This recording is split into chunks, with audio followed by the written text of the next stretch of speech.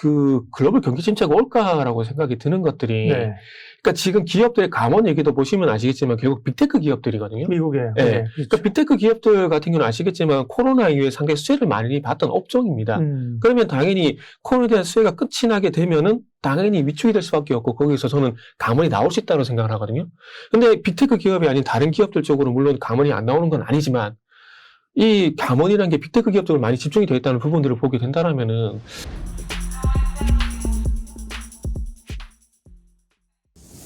예, 여러분 안녕하십니까. 예민수의 경제토크 예민수입니다. 시간이 얼마나 빠른지 벌써 12월이 됐는데요. 투자자들은 남은 한 달 12월을 어떻게 대응하면서 수익을 내거나 손실을 만회해야 될지 고민이 많은데요. 이 고민을 오늘 알파프로 정태근 팀장님께 여쭤보도록 하겠습니다. 팀장님 어서 오십시오. 네, 반갑습니다. 세월이 너무 빨라요. 그죠? 12월이 오고 있는데 네. 와, 정말 올 한 해 정말 어려웠던 시장인데 지금 예. 시장 상황은 어떻게 판단하고 계세요? 남은 한 달. 네. 저는 개인적으로 반등이 너무 빨리 왔다라고 생각이 좀 듭니다. 네. 그 한 10월 달 정도 좀 바닥을 다지는 모습이 나오고 그리고 난 이후에 연말에 산타랠리라든지 아니면 내년 신년효과 이런 핑계로 이제 좀 올리지 않을까라고 생각을 했는데 생각보다 빨리 12월 달에 반등이 와가지고 저는 개인적으로 올해 12월 달은 좀 재미가 없을 것 같다라고 생각을 하고 있습니다. 그래서 12월 달은 뭐 제 예상과 달리 뭐 잘 갈 수도 있겠지만 지금 현재 이 상황만 네. 보게 된다라면은 뭐 전반적으로 시장은 뭐 일단은 전말까지 지지부진하다가 내년에 가서 좀 바뀌지 않을까 생각을 하고 있거든요. 그 예를 들게 되면은 지금 1년에 지금 발목을 잡고 있는 것들이 뭐 연준의 긴축이라든지 인플레이션 문제가 계속해서 지금 발목을 잡고 있는데 그렇죠. 예를 들게 되면 2018년도 같은 경우는 아시겠지만은 미국과 중국의 무역 분쟁 이슈 때문에 1년 내내 발목을 잡히다가 2019년도 1월 달에 신년효과가 나오게 되면서 상승 전환됐다고 저는 판단하거든요. 그러니까 지금도 마찬가지로 봅니다. 1년 내내 발목이 잡혔기 때문에 내년에 가서 어떤 신년효과라든지 이런 것들을 해가지고 미국과 중국의 무역 분쟁 이슈가 선반영되면서 시장에 상승이 나왔듯이 마찬가지로 뭐 내년에 되게 되면은 지금의 인플레이션이라든지 긴축 이슈도 좀 선반영이 되면서 서서히 그냥 언제 올랐지? 이런 얘기가 나올 정도로 이렇게 돌리지 않을까. 저는 그렇게 좀 예상을 하고 있습니다. 그러니까 연말보다는 이제 내년 네네. 연초 장을 더 좋게 보시는 거네요. 네네. 네, 연말에 이제 11월에 2,500까지 땡겼던 게 단기적으로 좀 속도가 빨랐다. 생각보다 네. 속도가 빨랐다기보다는 생각보다 시기가 빨랐다. 아, 시기가. 네, 시기가 좀 빨랐다 생각하고 있습니다. 그러면, 네. 대략 어쨌든 연말의 흐름들은 전에 2,500을 넘어서 네네. 쭉쭉 가기에는 좀 버겁다. 네, 연말에는. 네. 확인할 게 아마 많을 것 같아요. 뭘로 확인할 확인해야 것이. 되는데요? 예. 일단 가까운 예를 들게 되면은 그래도 12월 달 FOMC에서 그렇지. 어떤 것이 나올 것인가. 그러니까 아시겠지만은 12월 달 FOMC 같은 경우도 뭐 단순히 금리가 어떻게 되느냐 그것도 중요하겠지. 그것보다는 더 중요한 부분이 9월 달에서 12월 달까지 경제 전망치를 수정하지 않습니까? 예. 그래서 9월 달에 저는 5.2% 인플레이션 전망치를 5.2% 유지할 거라 생각했는데 5.4% 올렸거든요.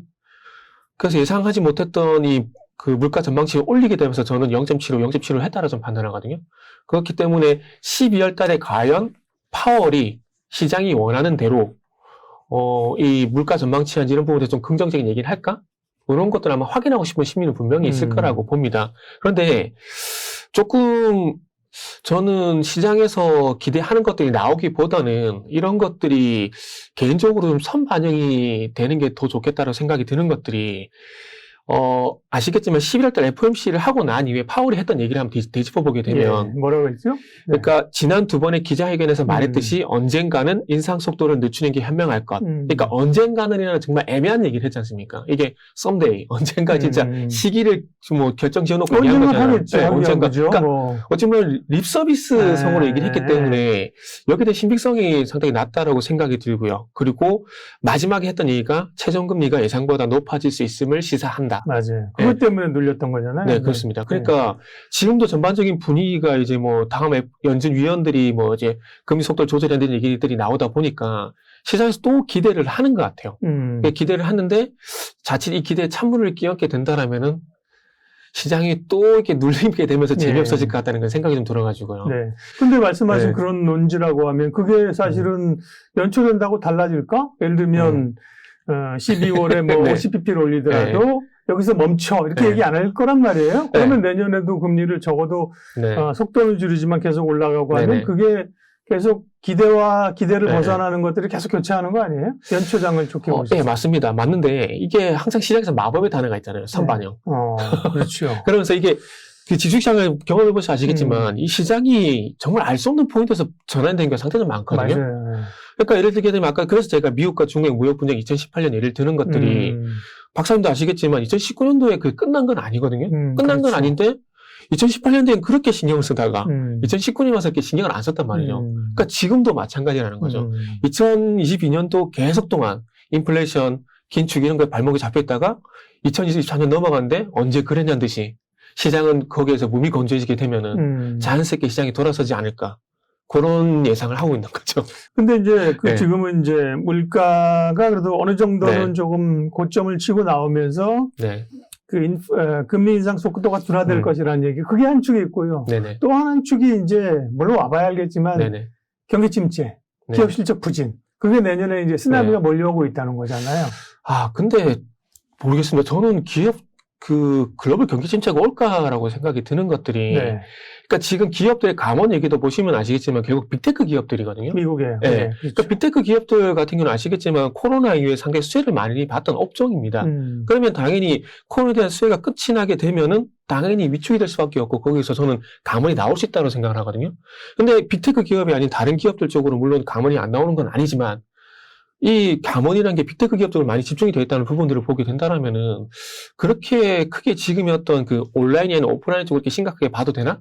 라는 생각이 좀 들고요. 그리고 뉴스 보시면 아시겠지만 또 물가에 대한 얘기가 상당히 많이 나오지 않습니까? 예. 그런데 이게 방송이 나올 때 이 방송이 나온 지역이 어딘지를 저는 봐는 것도 중요하다고 생각을 하거든요. 보통 아시겠지만 뉴욕 쪽이라든지 캘리포니아 쪽은 물가가 비싸요. 대체로 뭐 여러 가지 이유가 있겠지만 거기 세금이 비싸기 때문에 물가가 비싼데 거기다가 여러 가지 뭐 인플레이션 요인이 반영이 돼가지고 물가가 좀 비싼 부분도 있거든요. 근데 이쪽 어찌 보면은 서부, 북동부 이 연안 쪽을 제외하고 중심적으로 보게 되면 물가가 생각보다 안 비싸요. 네, 중부 이런데. 네, 중국이 안 비싸기 중부나 때문에. 남부, 농촌 네네. 지역 이런 데는 안 비싸다는 거죠. 근데 소비자질비 발표하는 게 뭐 네네. 특정 지역을 발표하는 게 아니라 네네. 전국 단위의 지표를 지금 CPI며 PPI를 네네네. 발표하는 거 아닐까요? 그렇죠. 맞습니다. 네. 맞는데 거기서 봐야 될 부분이 포함이 되는 것들이 물론 전체적으로 올라가는 것들이 있지만 거기에 영향을 주는 것들이 원가 요인들이 있지 않습니까? 예. 네, 원가 요인들. 그러다 보니까 그러니까 미국은 중요한 게 타고 먹는 거. 여기 변동성이 크지 않습니까? 네. 그러니까 유가라든지 식료품이라든지 이런 것들은 인플레이션 영향을 충분히 받을 수가 있다라는 거죠. 예. 근데 그런 부분들을 감안을 하더라도 상쇄할 수 있는 부분이 강달러가 나오다 보니까 수입물가를 도리어 낮출 수가 있다는 거죠. 미국 같은 경우는. 그러니까 네. 우리나라라든지 다른 나라와는 사정이 좀 다르다는 점들. 이런 부분들을 보게 된다라면은 뭐 제가 봤을 땐 그렇게 걱정할 필요가 있나라는 생각이 뭐 제 개인적인 네, 의견이지만 네. 그런 생각이 듭니다. 그러면 이제 네. 뭐 내년도 그렇고 변동성은 네네. 있을 수 있는데 적어도 지난번에 이제 하단 2100선은 네네. 쉽게 위협하지는 않을 걸로 보시세요? 이 얘기를 하면 이렇게 증권사 계신 분들 정말 죄송한데 네. 저는 증권사 계시는 분들이 제시하는 가이던스에서 좀 더 낮게 보거나 아니면 좀 높게 봅니다. 그렇기 때문에 2100포인트를 만약에 이탈하게 된다라면요. 저는 2000포인트 이탈한다고 봐요.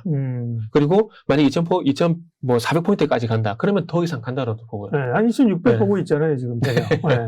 2100 보게 된다면 더 갈 수도 있는 거죠. 네.